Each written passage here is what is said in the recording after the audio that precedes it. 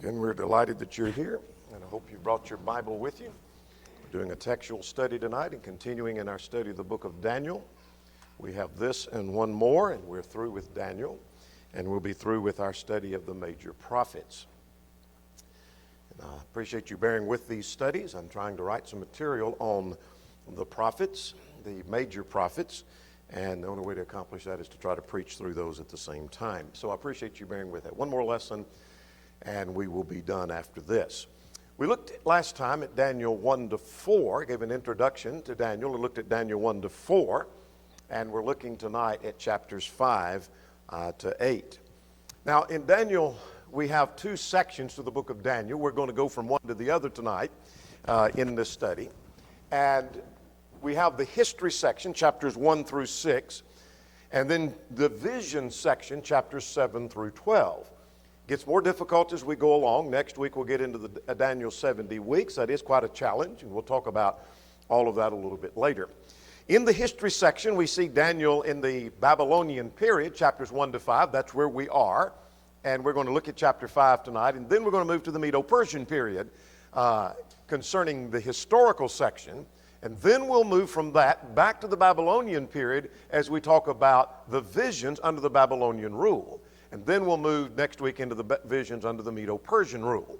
So this is not totally in sequence. It's not in chronological order, nor was it designed to be, as is obvious by the end of the book. So let's look at chapters 5 to 8 now.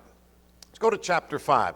Chapters 5 and 6 we're quite familiar with, and we are familiar with the concepts of 7 and 8, though we're not as familiar with the language of that perhaps. But chapters 5 and 6 ought to go rather rapidly because we are quite familiar with that. Let's go to chapter 5 now. This is the feast of Belshazzar and the handwriting on the wall. Now Belshazzar is the king of Babylon, of the Chaldeans. He is the son of Nabonius. Now who is Nabonius? He was a former priest under Nebuchadnezzar the king, and he had married Nebuchadnezzar's daughter. That would make then this Belshazzar a grandson of Nebuchadnezzar. And so the text will talk about Nebuchadnezzar, your father. That doesn't mean his immediate father who gave birth to him. What it's the idea of is that he's his ancestor. That is, he's part of the family. So let's see what happens in chapter 5, verses 1 to 4. Belshazzar has a feast. And so Belshazzar the king made this great feast. We're not going to read every verse. We don't have time for that. This chapter, by the way, if you're keeping up with dates, would be 539 BC. And we know that because of the ending verse of the chapter. But anyway, be that as it may, verses 1 to 4, he was having this feast. Verse 2 says he was tasting wine, and he gave a command to bring the gold and silver vessels which his father, actually his grandfather, Nebuchadnezzar, had taken from Jerusalem, the temple in Jerusalem. So here are things that had been given to the service of the Lord, dedicated for the service of the Lord. Bring those and let's use those for this feast. And during this feast, drink wine and praise the gods of silver and gold and bronze and iron and wood and stone. And so they're using the vessels out of the temple and praising the gods of gold and silver, etc. Now, that's the feast, verses 1 to 4. Now, in chapter 5, beginning at verse 5, there was a handwriting on the wall that disturbed the king. So notice at verse 5, in the same hour, fingers of a man's hand appeared opposite and wrote opposite of the lampstand on the plaster of the wall of the king's palace. And the king saw the part of the hand that wrote. Now you think of how that must have been to have been sitting there having this feast, and he sees somehow magically, or in his mind it was miraculously, but that here is a hand that appears and starts writing on the wall. He doesn't know what it says, and we're going to see that here as that unfolds. Now notice verse 6, it greatly disturbed the king, that the king's countenance changed and his thoughts troubled him, and his joints of his hips were loosened and his knees knocked. I mean, he's shaking over this hand writing, and you would too. If you were having a great celebration and a feast and you saw this handwriting on the wall, you've never seen anything like that before. Now in verses 7 to 9, he called for the wise men, like his grandfather had done, to come and interpret. So he called for the astrologers, the Chaldeans, and the soothsayers, etc. And they're going to come and see if they can interpret. And here's the promise that he made. I'll clothe you in purple if you can interpret it. That's the royal colors. And put a gold chain around your neck and make you third ruler of the kingdom. All of those were gifts to be bestowed only by the king. So I'll give all of this to you if you can interpret. Set verse 8, that all the wise men could not read the writing nor make known the king to the king its interpretation. Now, why could they not read it? Perhaps it was coded, or it was of a different style, but for whatever reason, they could not read the writing, nor give the interpretation. So the king was troubled and his countenance changed, and they were astonished. Now let's go to verse 10, and the queen now suggests to Belshazzar, call for Daniel. This perhaps is the queen mother, that is, would be the wife of Nabonidus and not the wife of Belshazzar. But whoever it is made the claim or made the statement to him that don't let your thoughts trouble you. There was a man in your father's kingdom, in King Nebuchadnezzar's kingdom. This is how she would know if she be the daughter of. Your father had made him the chief of the astrologers and Chaldeans, etc. There is great knowledge and understanding in him. He can interpret dreams and explain enigmas, etc. And let Belshazzar call for Daniel, and he will give the interpretation of that. So call for Daniel, and he's going to do that. Now, what I learned from that, Daniel is still there. She remembers Daniel, and Daniel had maintained his all of these years. Now, remember, Daniel was a young man when he went into captivity. We don't know exactly how old. Some think 18, 17, 18, 19, or 20. Let's just take 20 for easy math. And he's been there for 70 years, so now he's about 90 years old. He's an old man now. And so Daniel is being called basically out of retirement, and he's maintained his integrity all of these years, and the queen mother suggests to him, call for Daniel. I bet he can tell you what this is all about. So let's talk about Daniel's interpretation beginning at verse 13 through the verse 29, nearly the end of the chapter. That's not the end, but it's nearly the end. Belshazzar calls for Daniel and offers him gifts if he can interpret. And he asked him, he said, are you that Daniel of the captives from Judah? Verse 13. Notice verse 14, and you might underline, I have heard of you. And notice again at verse 16, he said, I have heard of you. Your reputation precedes you. He's heard about Daniel. What had he heard? Well, he had heard that indeed he could interpret enigmas, he could interpretation, he can interpret visions and dreams. And I've heard that about you, and he's heard about his integrity. Now, something practical. When somebody says, I have heard of you, what have they heard? And what would they say they have heard? Well, that's a good practical question to anticipate. He said, I've heard about you. And so he says, I'll make you the third ruler of the kingdom, give you the golden chain, etc. I'll give you all these gifts if you can interpret. Well, Daniel refused the gifts. I'm not interested in your gifts. What I'm interested in is telling you the interpretation of the dream, and of the handwriting on the wall, rather. So at verse 18 to 20, he said, you didn't learn the lesson from your father, Nebuchadnezzar, your grandfather.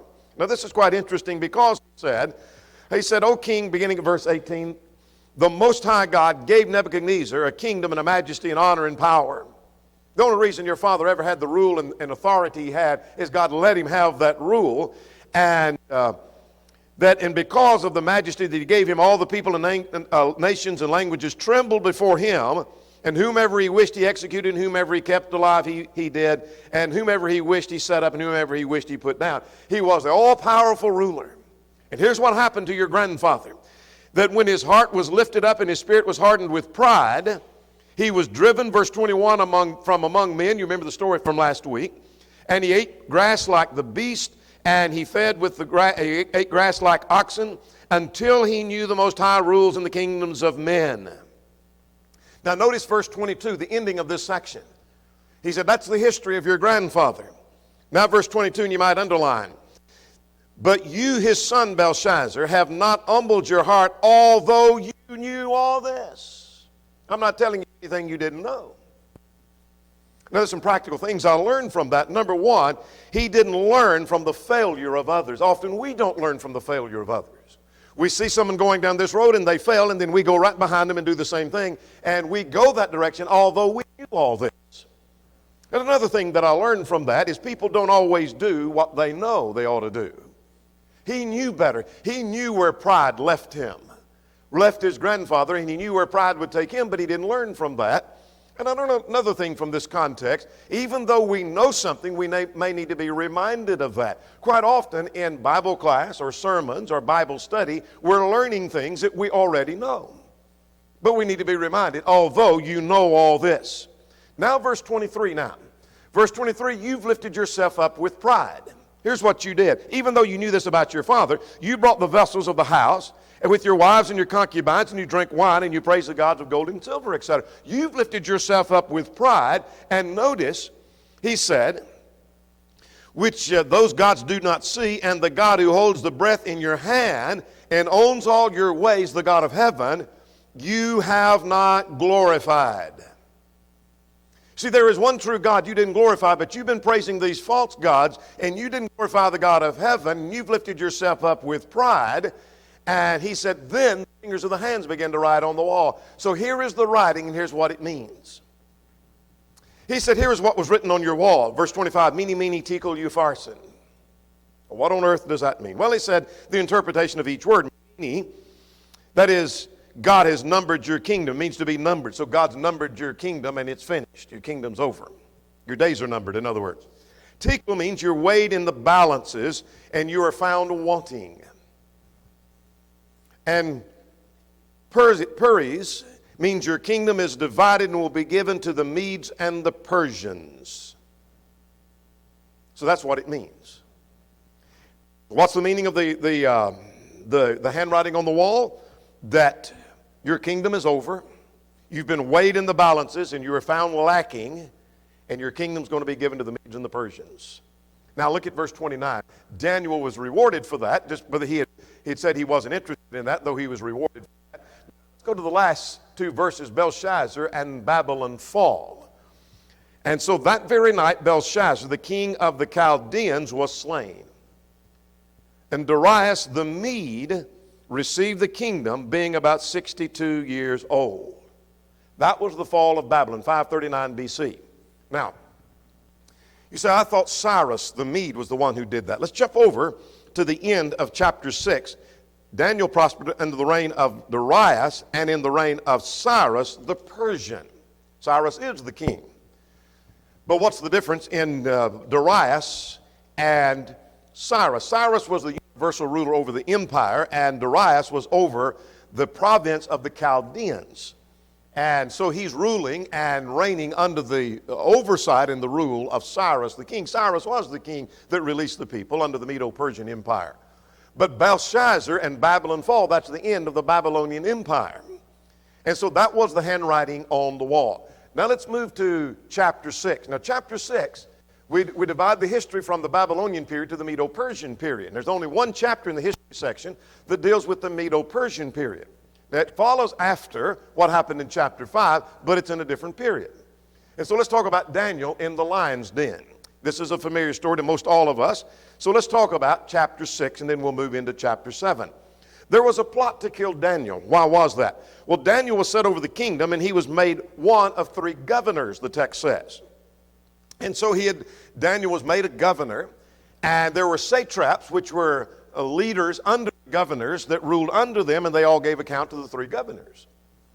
Well, what happens beginning at verse 4, the fellow governors and the satraps became envious, and they made a plot against Daniel. They couldn't find any fault with him, verse 4, and they couldn't find any error or fault in him. That tells me that Daniel is an old man, and they can't think of any history. They can't see anything that he's doing now. He's maintained his integrity and faithfulness all of these years, and he's remaining faithful, and they can't find anything. And the thing they finally came up with at verse 5, the only thing we might find fault with him about, if it has something to do with the law of his God.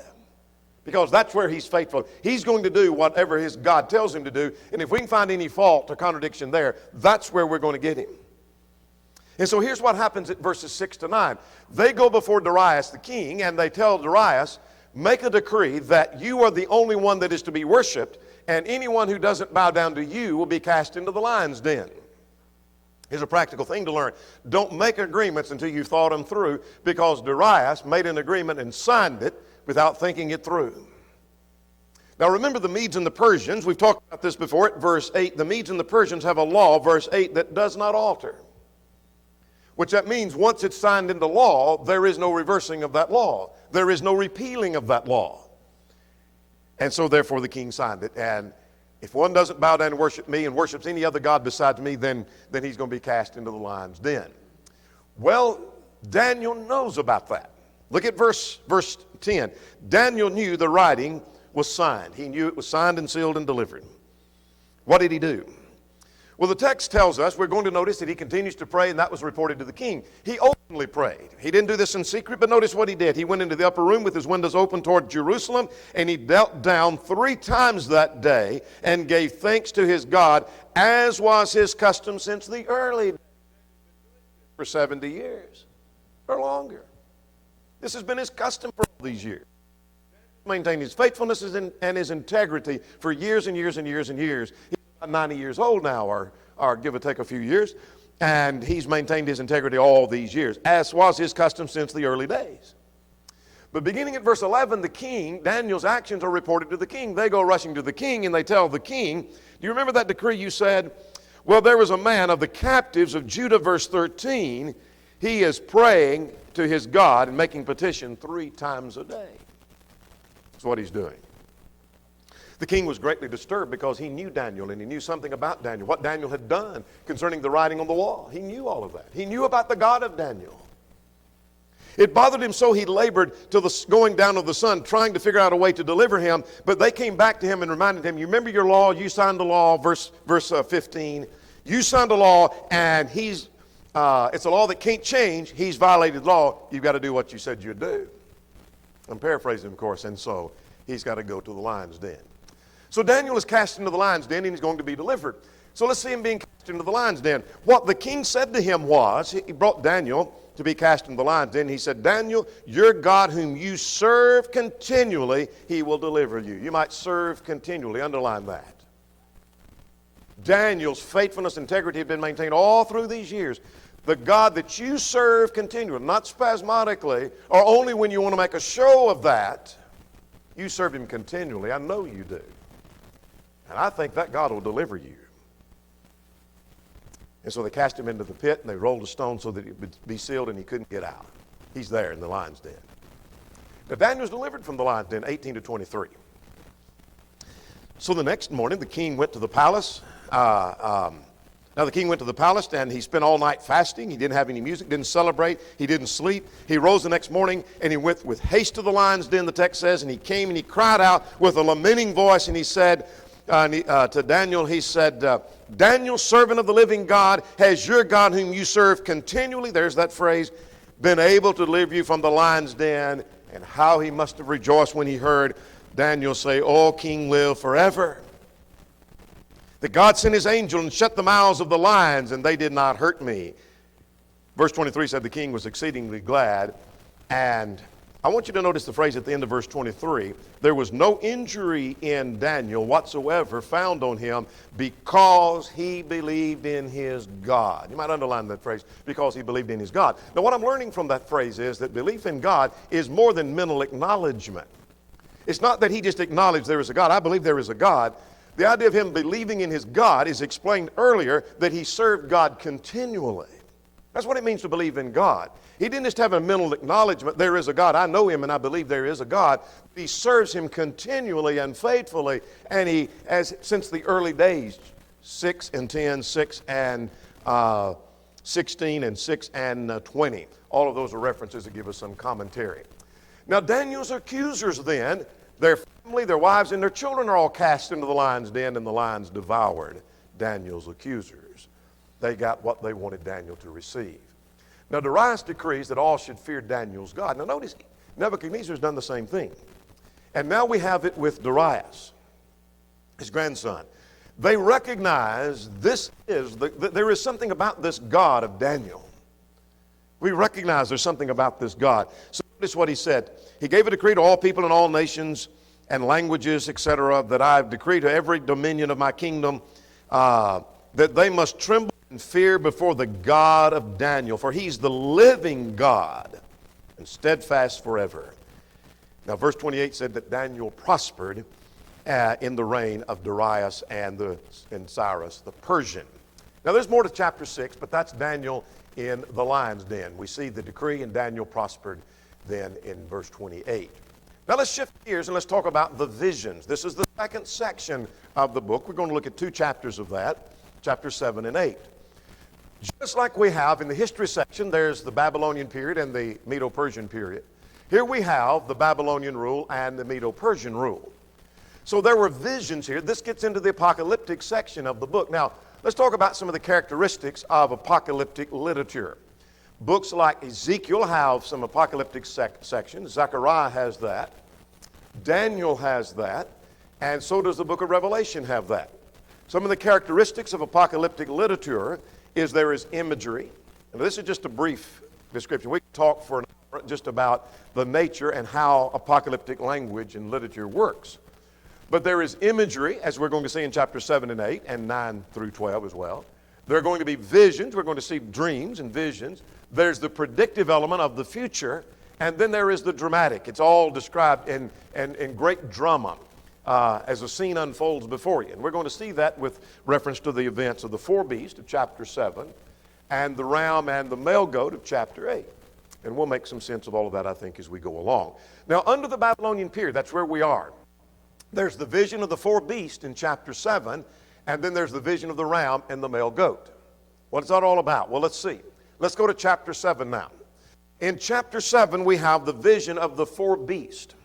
Now, this is in the first year of Belshazzar, the king of Babylon. So we've gone backwards now in time, so don't get confused. We had in chapter 5 the end of the Babylonian Empire. Then we went to the Medo-Persian Empire in chapter 6. Now we're going back into the Babylonian period. So it's before the fall of Babylon. So we're backing up a few years. This would be about 549 BC. So in the first year of Belshazzar the king, Daniel had a dream and visions of his head while he was in bed. Now what was his vision? Daniel dreams about four beasts, text tells us in verses 1 to 14. Here's what he saw. Now, we'll give the interpretation in a moment because the text is going to give us some insight, so it's not a matter of guessing that it seems like this has reference to this and seems like that may have reference to that. We're going to have some specifics in the context that are going to tell us. He saw four beasts. Now, this is going to remind us of the book of Revelation, chapter 13. We'll say more about that perhaps at another time. It's parallel to Daniel 2, some things in Daniel 2. It's very important for us to consider tonight, but Revelation 13 would be parallel that we'll talk about on another time. So let's talk about the vision of the four beasts in verses 1 to 8. First of all, he says at verse 2 that he said, I saw in my vision by night, behold, four winds of heaven were stirring the great sea. Through the prophets, the idea of a great sea usually referred to the mass of humanity, the people of the earth.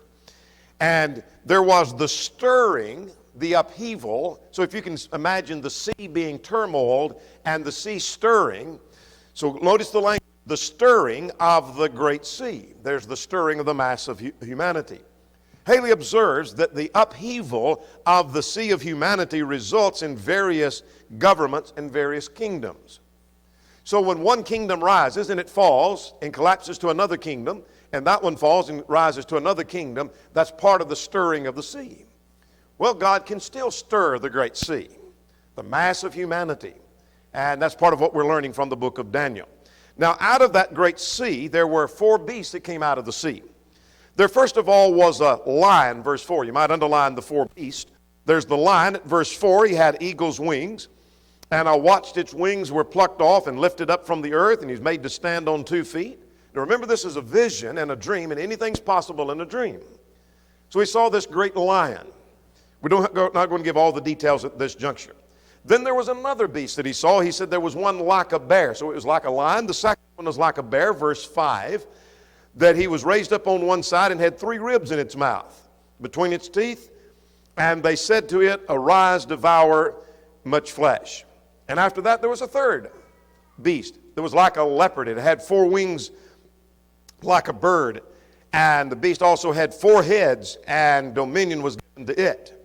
And after that I saw a fourth beast, but it's not told what it was like unto. It's not like it incites another animal. But it was dreadful and terrible and exceedingly strong, and it had teeth of iron. Notice it, verse 7.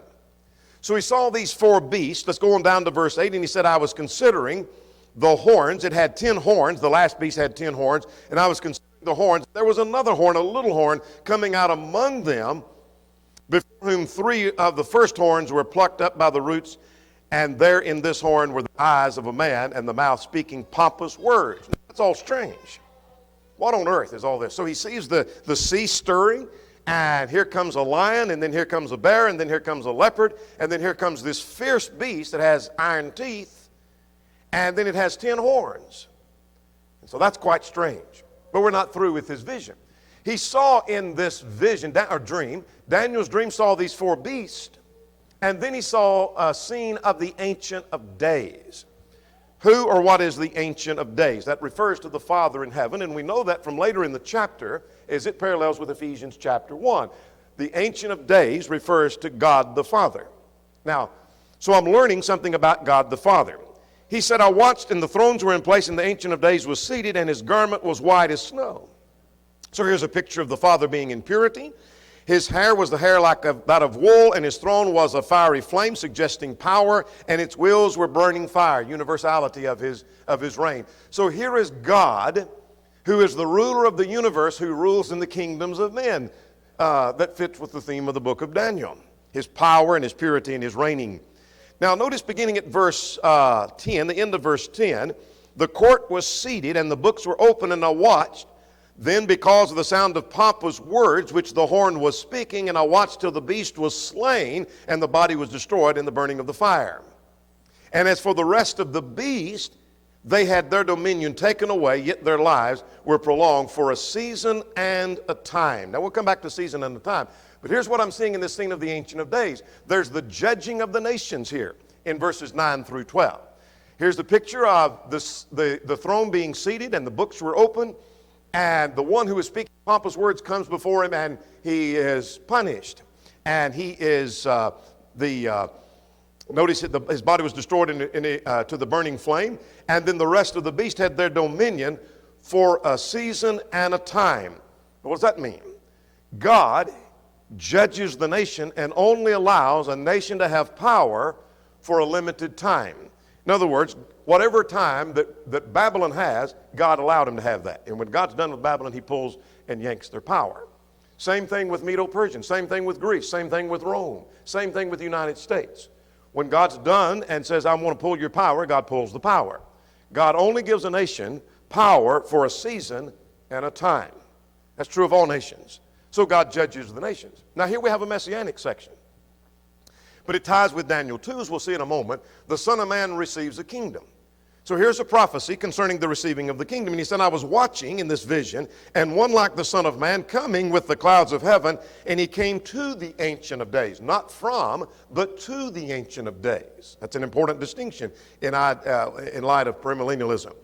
He came to the Ancient of Days, and notice there was given to him glory and dominion, verse 14, to all people and nations, and which shall not pass away, and his kingdom will not be destroyed.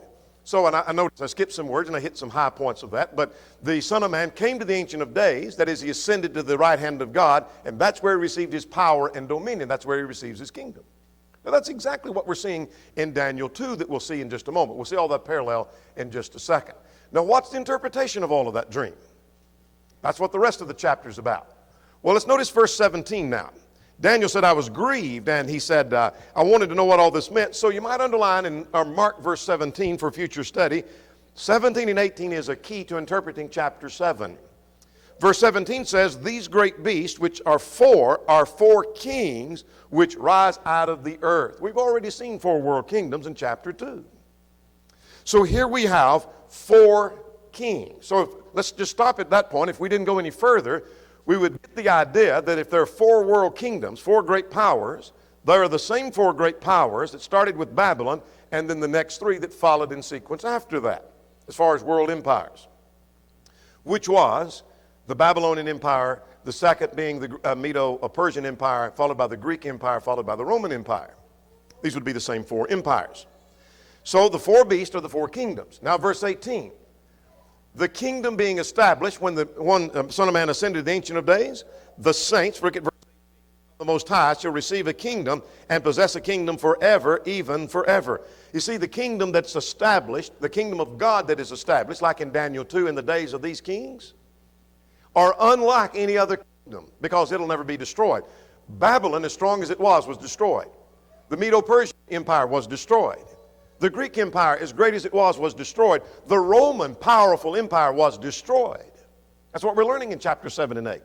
Here's a kingdom that God establishes that will never be destroyed. There's not anybody or any power that can destroy this kingdom. And that's what we're learning. It will never be destroyed. Now, let's talk about the fourth beast. Daniel said, I was really puzzled about this fourth beast. And I want to know more about this fourth beast. Well, this fourth beast, which obviously has to do with the fourth world empire, that would be the Roman Empire. That it has power over the earth and over the saints. And it has teeth of iron, verse 19. He tramples over others and with his feet. But notice now at verse 21, I was watching, and the same horn was making war against the saints and prevailing against them until the Ancient of Days came and a judgment was made in favor of the saints. And so dropping down to verse 23, the fourth beast shall be the fourth kingdom of the earth. That's what the fourth beast is. There's your key. That's the fourth kingdom. The fourth beast, verse 23, is the fourth kingdom. Now, what are the 10 horns? Well, the 10 horns may be the idea of fullness, or it may have to do with 10 kings, 10 literal kings, but some suggest it may have. The little horn out of that Roman Empire perhaps has reference to the persecuting element of the Roman Empire. Some think it has reference to one particular, maybe Domitian, and his persecuting power, speaking pompous words because these emperors of Rome claimed to be God and deity themselves and demanded worship. You had to say, Caesar is Lord to Domitian. So maybe it's Domitian or one of his predecessors, but be that as it may. But drop down to into verse 25 to finish that section.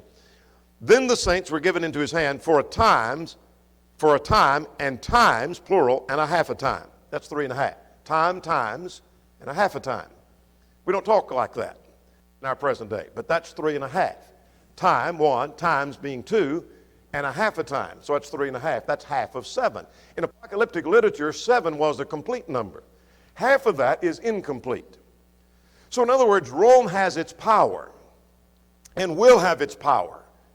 But it only is for a time, a times, and a half a time. In other words, same thing we saw earlier, back in earlier in chapter 7, the phrase that for a season and a time. God allows a kingdom to have its power only for a time, and a half a time, for an incomplete time. It's not going to be forever. God rules in the kingdoms of men. God's in control. That's the idea. It's incomplete. We see the same thing in chapter 12. We see it in Revelation 12 and in verse 14 as well. Now let's begin at verse 26. The power is taken away from the fourth beast, and the saints are victorious. Notice the court shall be seated, and they shall take away his dominion and consume and destroy it forever. Then the kingdom and dominion and the greatness of the kingdom shall be given to the people of the saints. In other words, the saints are victorious, is the idea. Now, verse 28 says, to end that section, that this is the end of the account. As for me, Daniel, that is the account of the dream.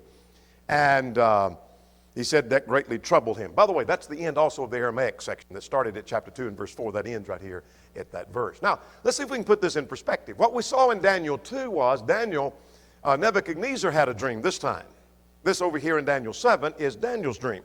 But under Nebuchadnezzar, he saw an image that had a head of gold, and then there was the silver and the brass and the iron, and it represented 4 world empires. Daniel's dream represents the same thing. And you say, how do you know? Because it talks about the 4 kingdoms of the earth. Same thing. So the lion represented the Babylonian Empire, followed by the bear being the Medo-Persian Empire, the leopard representing the Greek Empire, and this dreadful beast that's never identified fully that has teeth of iron would be the Roman Empire.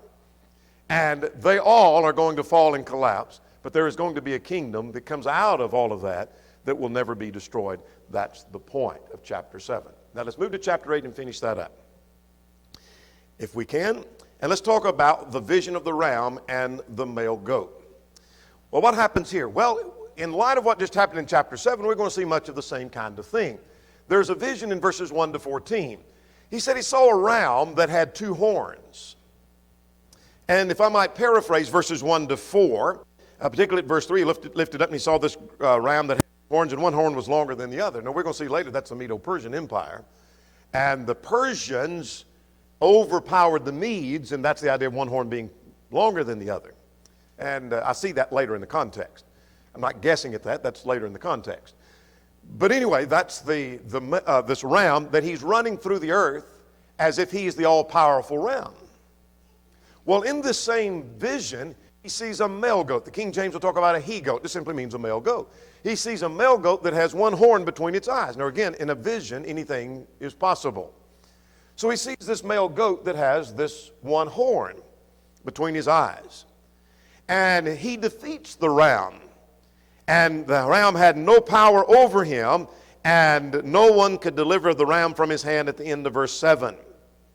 Now verse 8, here's what happens. The one horn is broken, and 4 grows in its place. And so this is kind of a strange vision. That one horn was broken off, and then 4 come back in its place, according to verse 8. Verse 9 says there was a little horn that came out of one of those, out of one of the 4. And so what is that all about? Well, let's talk about the interpretation, 15 to 27. What happens in this interpretation? That's a quick summary of his vision or his dream. He said, I had this dream, and so there's this ram running around, and this male goat comes and conquers him, and then that horn's broken off, and then 4 horns grow in its place, and then there's one that shoots out from one of the others. And it grows, becomes powerful. So what's the interpretation beginning at verse 15? Well, let's look at 2 verses. These are important verses. That the fulfillment of this is going to be after Babylon falls. Now, this is under the Babylonian rule when this vision takes place. And so notice this is in the 3rd year, verse 1, of the reign of King Belshazzar. So we're still under the Babylonian rule. So look at verse 17. He said, I heard a man's voice, and Gabriel made me to understand the vision. So Gabriel's going to explain. What did he say? So he came near where I stood, and he came, and I was afraid, and I fell on my face, and he said, understand, son of man, that the vision refers to the time of the end. Don't misread that. Not the end of time, but the time of the end. Look at verse 19, and he said, look, I am making known to you what shall happen in the latter time of the indignation for the appointed time, the end shall be. Now, what's that all about? Well, it's an appointed time of God. It's the completion, in light of verse 14 that we just talked about, the sanctuary. We didn't actually talk about verse 14, the sanctuary being cleansed. Verse 14 gives me some insight that verses 19 and 29, verse 17 and 19, that should say 17 and 19 instead of 29, that this is after the fall of Babylon. So what you saw in this vision has to do with after the time of the end. That is, after the sanctuary is cleansed. In other words, after this punishment is over that the nation is going through, the people of God are going through. Here's some things that are going to take place. And I know that's going to fit, and here's why. Because of what takes place next at verse 20. Now, here's the key to understanding. Look at verse 20. The ram which you saw that had 2 horns, they are the kings of Media and Persia. So that's what the ram represented. Verse 21 says the male goat was the Greek Empire. The male goat is the kingdom of Greece. And he says that broken horn is the fall of the first king. The large horn that's between the eyes is the first king, Alexander the Great, who had conquered the world and died by the age of 33. What a powerful man he was. But he was broken, like the horn that was broken off. And in his place, none ever had the power he had, and there were 4 kingdoms, or 4 rulers that came out of that had kingdoms that were far less significant. Not full kingdoms, but part of this Greek Empire. None ever had the rulership and the reign that Alexander the Great had. And so you have, for example, Egypt and Syria and Macedonia and Thrace would be the 4 that came out of that. And so the 4 horns in its place are the 4 kingdoms that come out of the Greek Empire. They said there was a little horn that was fierce. Let's get this picture. We're nearly through with chapter 8. There was this little horn that was fierce. Look at verse 23. Having fierce features, had sinister schemes. Now what we noticed about him, back over at verse 11, he exalted himself as God, and he defiled the sanctuary and cast down truth. Well, what is that talking about? Well, probably talking about Antiochus Epiphanes, the ruler of Syria, from 175 to 163 BC. He offered swine on the altar. He encouraged his soldiers to fornicate in the temple, and forbid the law and the use of the law of God and the sacrifices of the law of God. But notice what's going to happen to him. Verse Verse 25 at the end of the verse, he shall be broken without hands, is the idea. He's going to be broken without hands. He's going to come to an end, is the idea. So the little horn is fierce, but he's going to be broken by God. God's going to bring him down. So here's the point of chapters 7 and 8. 7 and 8 is also parallel, but it only mentions two of these empires. The ram is the Medo-Persian Empire. The male goat is the Greek Empire. The text tells me so. So Daniel 2, Daniel 7, and Daniel 8 are all telling me the same thing about four great empires, and God rules in them, and God's going to bring them to an end. Out of that's going to come a kingdom that's going to live and endure forever. That's encouragement to the people of God who are in captivity. God rules in the kingdoms of men. Kingdoms rise, kingdoms fall. There is stirring of the sea. And maybe right now there's the stirring of the sea. In the mass of humanity, there could be a stirring of the sea. This nation may be rising up or this nation may be falling down, depending on your view of what's going on. Whatever's happening, God's the one in control. And God can bring this nation down. God can take this nation up. Quickly, four things that we're learning from Daniel 5 to 8. God rules in the kingdoms of men. That's the major thrust. We saw it in chapter 2. We saw it in chapter 4. Saw it in chapter 5. We see it in chapter 6. We see it in 7, and we see it in 8. Nearly every chapter talks about God ruling in the kingdoms of men. I see God blesses those who are faithfully serving Him. I see God's kingdom will stand and not fall, unlike the other kingdoms, and God gives assurance to His people. That's the point of the book, giving assurance to a discouraged people that things are going to be better in the future. And that ought to encourage us as well. There may be one or more present who's not a Christian, who's not a child of God. Would you come tonight believing that Jesus is the Christ, the Son of the living God? Would you repent of your sins, acknowledge the faith that you have, and be buried in the waters of baptism for the remission of sins? If you're subject in any way, would you come while together we stand and while we sing?